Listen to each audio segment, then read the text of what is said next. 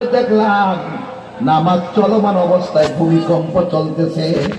আরে কেমন মুসলমান, ওরা নামাজ পড়তেছে, ভূমিকম্পে মসজিদটা কাঁপতেছে, কিন্তু একটা মুসল্লিও নামাজ ছাইরা পলায়ন করে নাই। আরো জোরে জোরে করেন আল্লাহু আকবার। আর আমরা নামাজে দাঁড়াইয়া বাহিরে একটা গেমজামের আওয়াজ শুনলে দৌড় মারি। তাইলে মুসলমান এমন মুসলমান হতে হবে যে এই মুসলমানের নামাজ হবে একজনের জন্য। জবান খুলে বলেন তিনি কে? কুরবানি হবে একজনের জন্য, তিনি কে? আমার হায়াত একজন দিয়েছেন, তিনি কে? আমার মরণ একজন দিবেন, তিনি কে? কুল ইন্না সালাতি ওয়া নুসুকি, কুল ইন্না সালাতি ওয়া নুসুকি ওয়া মাহইয়ায়া ওয়া মামাতি লিল্লাহি রাব্বিল আলামিন। আজকে তো কোরআন শরীফ বেশি, আপনাদের কি অসুবিধা লাগতেছে? কোরআন পড়লে শান্তি লাগে কি লাগে না? তবে আমার ভুল হয়, আমি এটা টের পাই বিভিন্ন জড়তার কারণে। কেন বলে আমি হাফেজ না, তো আমার জীবনে আমি কারিয়ানো পড়ি না, আমার আম্মা পড়াইছে, ওই যুদ্ধটা শিখছি। এর জন্য কই ভুল হলে আমার ধরাই দিয়েন। তা আমি একটা টান দিব এখন, এমন করে আল্লাহকে ডাক দিলেন মহব্বত দিয়া, এই আল্লাহ আকবার ধ্বনিতে যেন ইসরায়েলের দুর্গে আগুন লাগে যায়।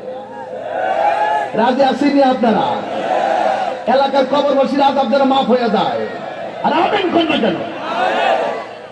قل إن صلاتي ونسكي ومحياي ومماتي لله رب العالمين।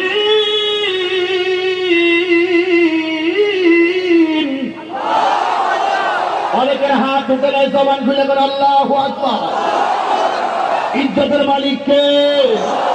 আর রেখে আল্লাহ বলছেন, আল্লাহ পাকের কথা হলো, বান্দা তুই বলি দিন আমার নামাজ আমার কুরবানি সব একজনের জন্য।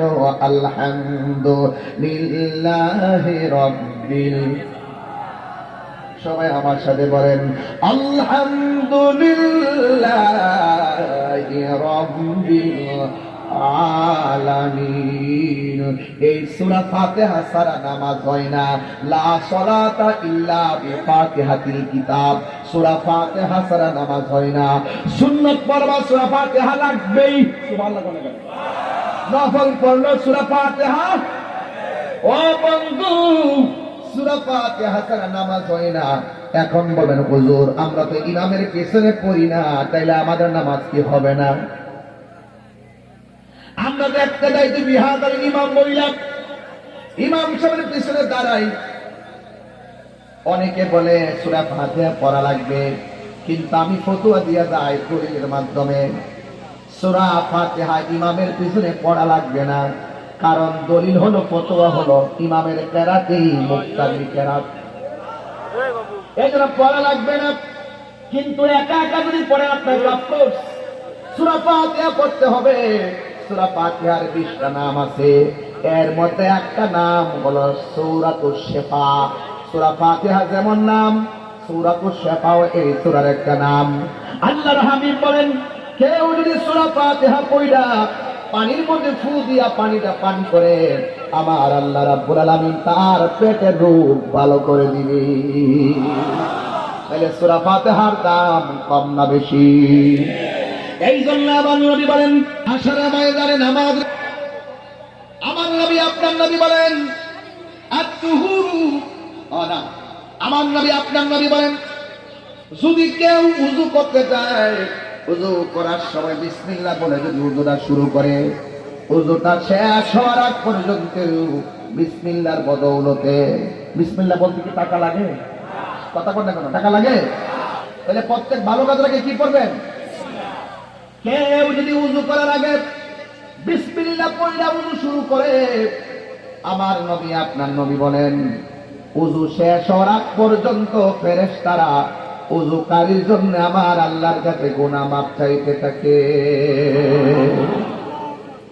এরপরে যখন উযু করার সময় যখন হাতটা ধৌত করে, আল্লাহর হাবিব বলেন এই হাত দিয়ে সে যত গুনাহ করেছে আমার আল্লাহ উযুর পানির সঙ্গে হাতের গুনাহগুলো মাটির মধ্যে ছড়াইয়া ফেলে দেয়।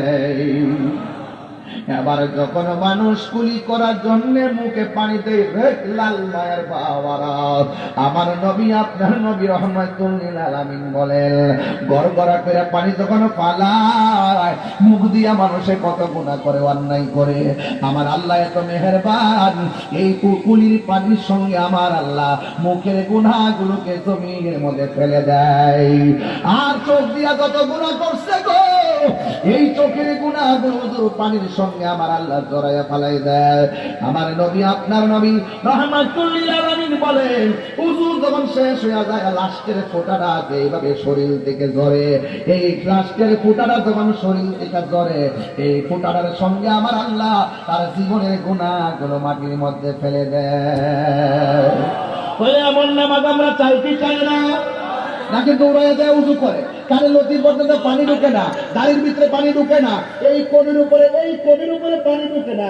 যদি কেউ কোণের নিচ পর্যন্ত থাকে, এই জায়গাটা খালি থাকে, তার উযু হবে না। উযু না হইলে তার নামাজ হবে না, কারণ উযু হইল নামাজের চাবি, আর নামাজ হইল বেহেশতের চাবি।